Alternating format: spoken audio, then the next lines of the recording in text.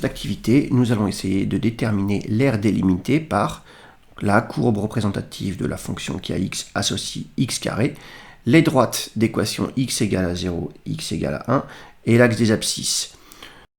Voilà la partie qui apparaît donc hachurée en jaune.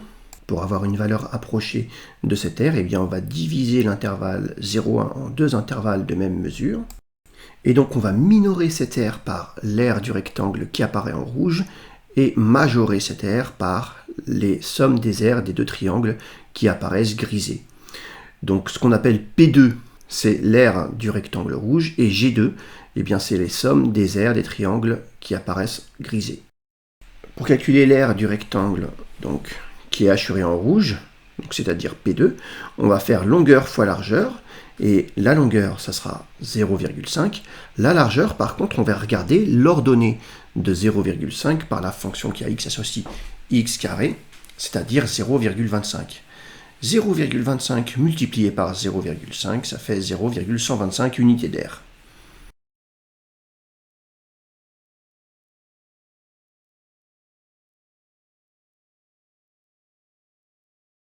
Pour G2, on va calculer donc les aires des rectangles grisés. Donc le premier, le petit, il a exactement les mêmes dimensions que le rectangle hachuré en rouge, donc 0,5 multiplié par f de 0,5, et le grand, donc 0,5 multiplié par f de 1. Alors attention, le rectangle hachuré en rouge fait partie du grand rectangle grisé.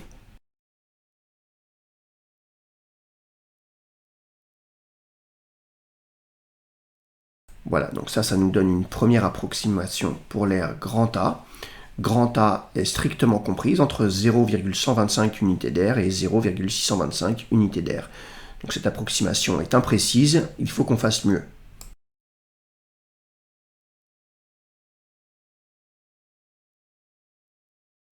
Afin d'être plus précis, on va réitérer. Cette fois-ci, on va diviser notre intervalle en 4 intervalles de même mesure.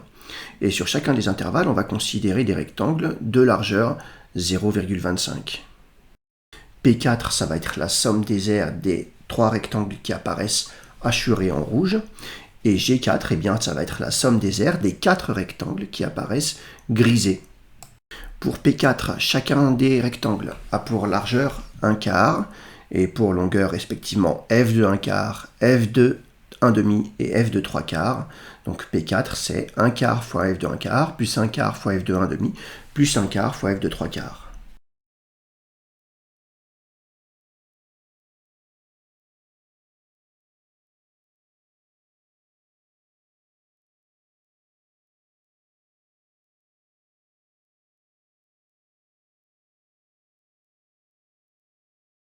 Voilà deux rectangles qui sont exactement de même dimension, avec un qui est hachuré en rouge et l'autre qui est grisé.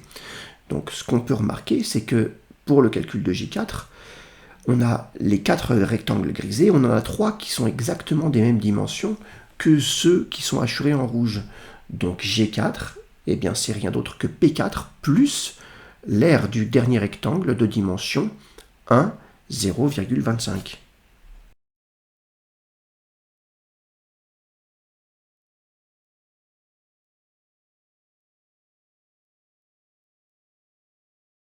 Alors, grand A est compris entre 7 sur 32 et 15 sur 32.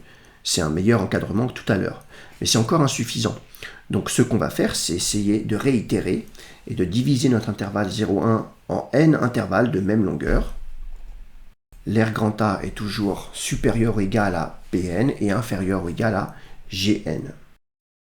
En faisant tendre n vers l'infini, on devrait avoir une aire assez précise pour A, en utilisant le théorème des gendarmes.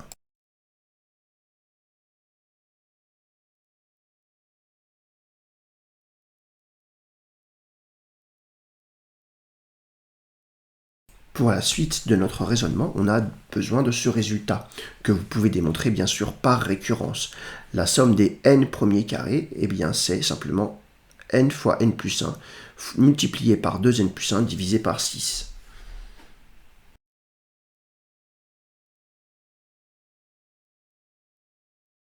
Pn, c'est la somme des aires des rectangles hachurés en rouge. dont la surface ne recouvre pas totalement A. Et on avait vu que tout à l'heure qu'on en avait respectivement 3 et 1 pour les cas n égale 4 et n égale 2. Donc on en a n-1 des rectangles. Donc c'est la somme pour k allant de 0 à n-1. Donc les r c'est quoi? C'est la largeur 1 sur n multiplié par la longueur f de k sur n.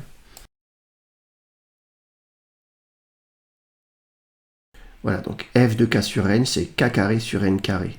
Donc 1 sur n fois k carré sur n carré, ça nous donne k carré sur n au cube. Et je peux factoriser ma somme par 1 sur n au cube, c'est-à-dire le mettre en facteur devant le signe sigma.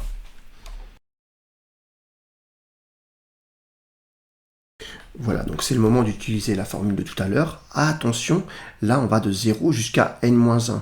Donc la somme de 0 à n-1 de k carré, ça nous donne n-1 multiplié par n, le tout multiplié par 2n-1 sur 6.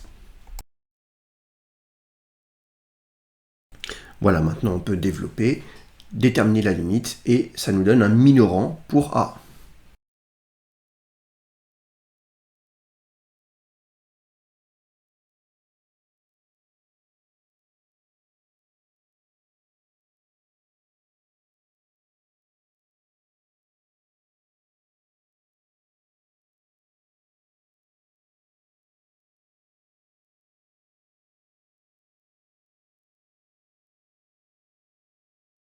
Pour Gn c'est la somme des aires des rectangles qui recouvrent totalement la surface A. C'est-à-dire qu'on a n rectangles à chaque fois. C'est la somme pour k allant de 0 jusqu'à n de 1 sur n multiplié par f de k sur n. C'est donc égal à Pn plus 1 sur n multiplié par f de n sur n, c'est-à-dire 1 sur n.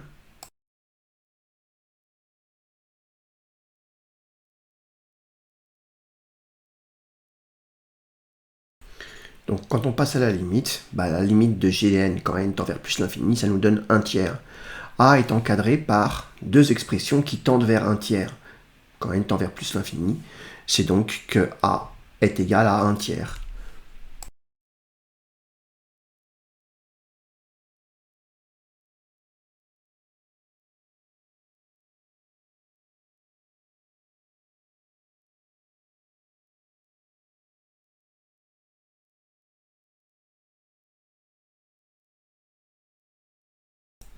Calculer une intégrale, ça nous permet d'avoir des mesures d'air. Et pour calculer une intégrale, on a parfois besoin de déterminer une primitive à une fonction. Et ça, c'est pas toujours évident. Donc c'est pour ça qu'il existe différentes méthodes pour déterminer le calcul d'une intégrale sans passer par les primitives. Là, ce qu'on vient de voir, ça s'appelait la méthode des rectangles. Maintenant, je voudrais vous parler un petit peu de la méthode des trapèzes. Le principe, c'est de diviser encore une fois notre intervalle 0, 1 en autant d'intervalles que l'on veut de même mesure. Et sur chaque intervalle, on va tracer donc un trapèze qui passe par les points de coordonnées xk, f de xk, x indice k plus 1, f de xk plus 1. Donc on rappelle bien sûr que pour calculer l'aire d'un trapèze, on fait petite base plus grande base divisé par 2 multiplié par la hauteur. En faisant la somme des aires de ces n trapèzes, on obtient une approximation de l'aire recherchée qui est meilleure que celle qu'on obtient avec la méthode des rectangles avec un même nombre d'itérations. Dernière méthode qu'il me semblait important d'évoquer, la méthode de Simpson. Donc de la même manière que pour les deux méthodes précédentes, on va diviser notre intervalle en n intervalles de même mesure.